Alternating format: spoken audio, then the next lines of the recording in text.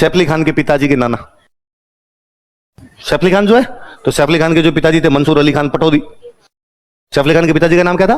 मंसूर अली खान पटौदी। भारतीय cricket team के captain थे, इंडियन क्रिकेट टीम के कैप्टन रहे थे। उनके जो नाना जी थे उनका नाम क्या था? हमीदुल्लाह खान। भोपाल के नवाब। कहां के नवाब है? ये चाहते हैं कि मैं पाकिस्तान में मिल जाऊं। किधर मिल जाऊं? पर भोपाल को तो पाकिस्तान में कैसे मिला दोगे? भोपाल तो बीच में पड़ा है। मध्य प्रदेश नाम ही मध्य है, इसलिए मध्य है, बीच में, तो कहीं जा भी नहीं सकता। इसलिए हमीदुल्लाह खान के दिमाग में बड़ी जोरदार प्लानिंग थी। भोपाल मध्य प्रदेश में, फिर एक दो कोई छोटी मोटी रियासतें और, उसके बाद आया अपना धौलपुर। क्या था अपना? इधर इनके टच करता हुआ, इधर मध्य प्रदेश के टच करता हुआ, अपने इन भोपाल धौलपुर वालों के ग्वालियर के साइड में टच करता हुआ जाए अपना मेवाड़। बिजोलिया ग्वालियर के उधर टच किया करता था, वहां तक बाउंड्री थी। धौलपुर ग्वालियर के टच करता, तो इधर कौन सा है आपका? मेवाड़। मेवाड़ के एकदम टच करता हुआ मारवाड़। मारवाड़ के एकदम टच करता हुआ जैसलमेर, और जैसलमेर के आगे पाकिस्तान। ये लोकेशन है। हमीदुल्लाह खान ये चाहते हैं कि मैं पाकिस्तान के अंदर मिलूं। यदि पाकिस्तान मिलना, इसका मतलब ये सारी भी किसमें मिलनी चाहिए? पाकिस्तान। उन्होंने धौलपुर वाले राजा से बातचीत की, उदय भान सिंह से। उदय भान सिंह उनके चक्कर के अंदर, और कहा कि ठीक है, अपने किधर चले जाएंगे? पाकिस्तान। अब एक तो बचा मेवाड़, एक बचा मारवाड़, एक बचा, इनमें एक बड़ी रियासत थी मारवाड़। क्षेत्रफल की दृष्टि से सबसे बड़ी कोई रियासत थी अपने राजस्थान की, तो कौन सी थी? मारवाड़ में एक राजा हुआ करते, उनका नाम था हनुमंत सिंह। क्या नाम था? हनुमंत सिंह। एक बड़ी रियासत अपनी है मेवाड़। मेवाड़ के जो राजा, उनका नाम है भूपाल सिंह। क्या नाम है? तो जिन्ना और हमीदुल्लाह खान ने कोशिश की, भाई भूपाल सिंह और हनुमंत सिंह, ये मेवाड़ और मारवाड़ यदि पाकिस्तान के अंदर आ जाए तो इस पूरे इलाके को किसमें मिला देंगे? पाकिस्तान। तो पहले बात की गई भोपाल सिंह के साथ। भोपाल सिंह जी कहा गया, भोपाल सिंह जी, भोपाल सिंह चूंकि मेवाड़ राजस्थान की सबसे अहम रियासत थी, यदि मेवाड़ शामिल होती तो राजस्थान की बाकी रियासतें भी शामिल हो सकती है। इसलिए भोपाल सिंह से बात की कि आप पाकिस्तान के अंदर मिल जाओ। भोपाल सिंह ने जिन्ना को कहा कि ये रिपीट करना सेंटेंस, कि सर आप मेवाड़ का विलय किसमें कर दो? पाकिस्तान। उन्होंने कहा सुने, मेवाड़ की स्थापना 734 में बापा रावल ने की थी। 1200 साल पुराना देश है। कितने साल पुराना? पाकिस्तान कल बनेगा तेरा, और तू चाहता है कि मेवाड़ पाकिस्तान में मिला दे। तू एक काम कर, पाकिस्तान मेवाड़ में मिला ले, है ना। और फिर उसने कहा कि हमारे जो भी पूर्वज हुए थे उनकी उपाधि थी हिंदुआ सूरज। क्या उपाधि थी? वो इसलिए उपाधि थी क्योंकि वो हिंदुओं के लिए लड़ते थे। इसलिए हमारा तो किधर जाएंगे किधर नहीं जाएंगे ये पूर्वज तय करके गए हैं कि हम उधर रहेंगे जिधर हिंदू रहेंगे, हिंदुओं का हिंदुस्तान है। इसलिए मेरा पाकिस्तान में जाने का कोई सवाल ही पैदा, कैंसिल। जैसे ये कैंसिल होगा तो ये अपने आप कैंसिल। अब भोपाल टप्पा खा के तो जा नहीं सकता, भोपाल कैंसिल हो गया।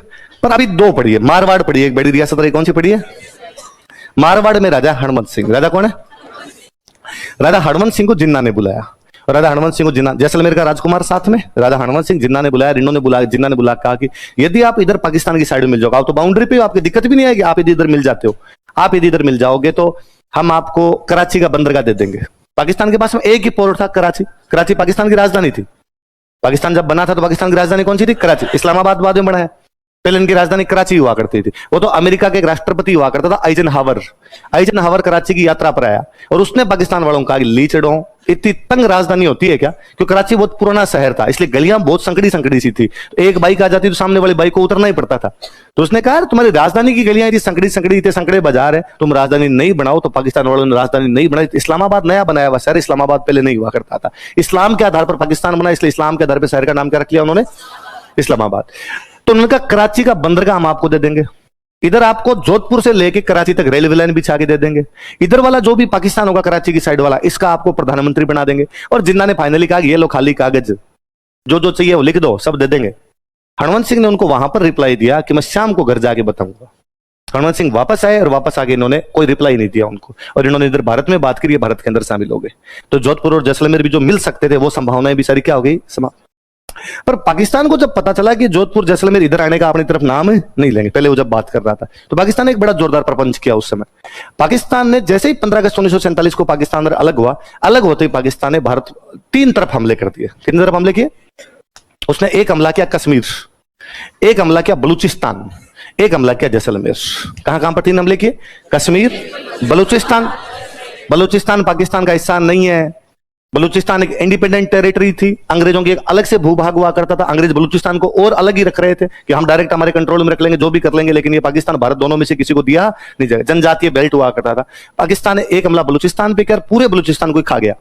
और बलूचिस्तान भी पाकिस्तान ने कब्जा कर लिया। आज बलूचिस्तान पाकिस्तान का एक अंग है। उसने कश्मीर पर हमला किया। कश्मीर में अपने राजा हुआ करते हरि सिंह। राजा कौन थे? राजा हरि सिंह। राजा हरि सिंह के दिमाग में दूसरी बात थी।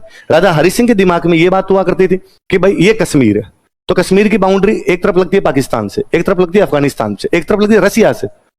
जब ये उज्बेकिस्तान, तुर्कमेनिस्तान, ये तो 1991 में बने, 1991, तब तक तो देश कौन सा हुआ करता? रसिया। तो रसिया की बाउंड्री डायरेक्ट कश्मीर की लगती है अपने। एक बाउंड्री लगती है चाइना की, एक बाउंड्री लगती है तिब्बत की, इधर से बाउंड्री लगती है इंडिया की। इतने सारे देशों की बाउंड्री कश्मीर की लगती थी। कश्मीर का ये मानना था कि हम एक देश बनाएंगे और ये सारे घूमने कश्मीर आएंगे। जैसे आज यूरोप में स्विट्जरलैंड है, वैसे कश्मीर में सारे हनीमून मनाएंगे। इसलिए अपने तो लोगों के हनीमून मनवा मनवा के पैसे कमा लेंगे। इसलिए अपने को किधर भी जाने की आवश्यकता। पाकिस्तान उधर से कश्मीर पे हमला कर देता है। जैसे ही पाकिस्तान ने हमला किया, पाकिस्तान की आर्मी आधे तक यहां तक पहुंच गई। मान लो कश्मीर के राजा ने अपनी सेना भेजी, भाई लड़ो पाकिस्तान से जाके। कश्मीर के राजा की सेना पाकिस्तान से मिल गई। किसे मिल गई? जो सोल्जर थे वो पाकिस्तान से जाके मिल गए। तो कश्मीर के राजा के समझ में आ गई बात कि अलग नहीं रह सकते। इसलिए कश्मीर का राजा भाग के अपने नेहरू जी के पास है। तो नेहरू जी को आके कहा कि भाई मैं तुम में शामिल होने के लिए तैयार हूं, मुझे बचाओ तुम, और मेरे पाकिस्तान की सेना आ गई, मेरी पब्लिक को बचाओ। नेहरू जी ने कहा पहले साइन कर तब बचाएंगे। तो उसने कहा लो कराओ, साइन कराओ। तो अपने साइन किए, मतलब कश्मीर का विलय कर दिया उसने। कश्मीर के राजा ने कश्मीर का विलय किसमें कर दिया? भारत में। नेहरू जी ने सेना भेज दी, और नेहरू जी ने सेना भेज के अपनी सेना का भाई पाकिस्तान को रोको। सेना ने यहां जाके रोक लिया। उनकी सेना आ रही थी, अपनी सेना यहां पहुंची, यहां से आगे उनको बढ़ने नहीं दिया। बस अपने गलती ये कर गए कि पाकिस्तान आधे कश्मीर तक आ गया था, हमने वहां जाके रोक दिया, आगे बढ़ने नहीं दिया। उस समय सेना को यह कहते कि जितने पे कब्जा कर लिया यहां से बाहर निकलो। क्योंकि जब कश्मीर के राजा ने कह दिया कि मैं कश्मीर का विलय कर रहा हूं, तो पूरे कश्मीर का कर रहा है ना, पूरे कश्मीर कर रहा है, तो पूरा कश्मीर हमारा है। यदि पूरा कश्मीर हमारा है तो फिर जिस आधे पे कब्जा कर लिया उसको छुड़वाने का अधिकार भी हमारे पास है। पर तब हम नए नए आजाद हुए थे, तब दिमाग नहीं लगाया, और नेहरू जी ने कहा लड़ाई नहीं करनी, हम तो यूएनओ में जाएंगे। संयुक्त राष्ट्र संघ नया नया बना था, और यूएनओ कहता भी था कि कोई लड़ेगा तो मैं पंचायती करूंगा। ये तो बाद में पता चला कि यूएनओ के पास कुछ ही नहीं है, फालतू की पंचायती करता है। और नेहरू जी इस मामले को कहां पे ले गए? यूएनओ ने जाते कहा कि यहां पे जनमत संग्रह करवा लो। क्या करवा लो? रेफरेंडम, जनता से पूछ लो कि वो इंडिया में रहना चाहता है पाकिस्तान। जैसे उन्होंने कहा जनता से पूछ लो, नेहरू जी बहुत अच्छे से जानते थे, जनता से पूछते, जनता कहेगी कश्मीर पाकिस्तान में दो, कश्मीर किधर दो। तो नेहरू जी ने कहा नहीं खेल रहा, नहीं खेल रहा, मैं तो चीटिंग है, चीटिंग, और गलती से आ गए, ये तो बाइलेटरल मैटर है, द्विपक्षीय मामला है। अब ये हुआ कि जितने पे पाकिस्तान आ गया था वो कश्मीर पाकिस्तान के पास, जितना अपने पास रह गया वो कश्मीर अपना। इसलिए अपने तो कहते पीओके, पाक ऑक्यूपाइड कश्मीर, पाकिस्तान कहता आईओके, इंडियन ऑक्यूपाइड कश्मीर। इसलिए कश्मीर बीच का ही होके रह गया। तो बलूचिस्तान तो खा गया पूरा, कश्मीर खा गया आधा। एक हमला किया जैसलमेर पे। कहां पे हमला किया? जब जैसलमेर पे हमला किया तो जैसलमेर में राजा को, जवाहर सिंह राजा थे, जवाहर सिंह लगा पार पड़ेगी नहीं। तो राजा ने हाथों हाथ जोधपुर के राजा के पास मैसेज किया, राजा जी पाकिस्तान का हमला हो गया, आपकी सहायता की आवश्यकता है। जोधपुर में राजा हनुमंत सिंह, राजा कौन है? हनुमंत सिंह ने अपनी एयरफोर्स और अपनी इन्फेंट्री दोनों जैसलमेर की रक्षा के लिए भेज दी। Exactly air force. जब तक जोधपुर भारत में नहीं मिला था, जोधपुर एक अलग देश था, जोधपुर के पास एयरफोर्स थी, 12 हवाई अड्डे थे। कितने हवाई अड्डे थे भाई? सीधी सी बात है, जोधपुर के राजा को लंदन जाना तो कैसे जाएगा? हवाई अड्डा तो होना चाहिए ना उसके पास। तो पूरे आर्मी बेस, एयरफोर्स बेस, सब कुछ थे इनके पास में अपने। तो जोधपुर के राजा ने अपनी एयरफोर्स भेजी, अपनी इन्फेंट्री भेजी। एयरफोर्स ने जाके ऊपर से पता लगाया कि यार ज्यादा सैनिक नहीं आ रहे, उधर पाकिस्तान की तरफ से थोड़े से ही लोग आ रहे हैं, वो भी पाकिस्तान वाले सेना की ड्रेस में नहीं है, जनजातियों वहां के जो लोग रहते हैं उनके कपड़े पहन के वहां से आ रहे हैं। और जैसलमेर के कई गांवों को उन्होंने लूटना शुरू कर दिया, कई गांवों पे कब्जा कर लिया, एक दो थानों पे कब्जा करके हथियार उठा के ले गए वहां से। इसलिए जोधपुर के राजा ने जैसलमेर के राजा को कहा कि एयरफोर्स लगाने की तो आवश्यकता नहीं है, हमारी इन्फेंट्री जो है वो पाकिस्तान की इन्फेंट्री को हरा के भगा देगी। इसलिए जोधपुर की सेना ने पाकिस्तान की साथी हुई सेना को हरा के भगा दिया। तो जैसलमेर ये बहुत अच्छे से जानता था कि हमारा अस्तित्व है किस पे टिका हुआ है। जिधर जोधपुर जाएगा उधर अपने को रहना पड़ेगा, वरना अपने एक साइड के अंदर क्या आ जाता है? पाकिस्तान। इसलिए अपनी रक्षा किसने की थी? जोधपुर। इसलिए जैसलमेर का स्टैंड क्लियर था कि जिधर जोधपुर को भेजो, जोधपुर को राज्य बनाओ तो हमें जोधपुर में मिला दो, जोधपुर राजस्थान में मिलाओ तो जोधपुर को हमें भी राजस्थान में मिला दो, जैसा आप जोधपुर के साथ करेंगे वैसा हम कर लेंगे। भाई बात समझो। तो पाकिस्तान 3 हमले करता है, कश्मीर खा गया आधा, कश्मीर पे कब्जा नहीं कर पाया, सॉरी जैसलमेर पे कब्जा नहीं कर पाया, बलूचिस्तान खा गया पूरा। इसलिए बलूचिस्तान आज भी मांग करता है कि हमें पाकिस्तान से अलग होना है, हम पाकिस्तान का हिस्सा नहीं है, हमें चाहिए आजादी। और बलूचिस्तान बाकायदा अपनी सरकार बनाता है, बलूचों की सरकार है, अलग से उनका राष्ट्रपति बनता है। वो कहता है हमारा पाकिस्तान के साथ कोई ताल्लुकात नहीं, हमारा राष्ट्रपति अलग, हमारा प्रधानमंत्री अलग।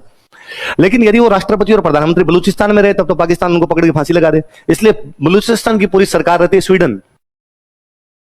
कहां पे रहती है? स्वीडन रहती है, और स्वीडन में बैठ के वहां पे कहती है आज नहीं तो कल आजाद तो करवाएंगे। और जिस दिन आजाद करवाएंगे सरकार की आवश्यकता पड़ेगी तो राष्ट्रपति प्रधानमंत्री स्वीडन से सीधे सीधे कहां चले जाएंगे। और बलूच लड़ रहे हैं, कई सालों से बलूच लड़ रहे हैं, एकदम पाकिस्तान की आर्मी से लड़ रहे हैं, पाकिस्तान वालों को हराने की कोशिश कर रहे हैं, और हम तन मन धन से बलूचों के साथ हैं। पूरा सपोर्ट है, ढंग से सपोर्ट है अपना।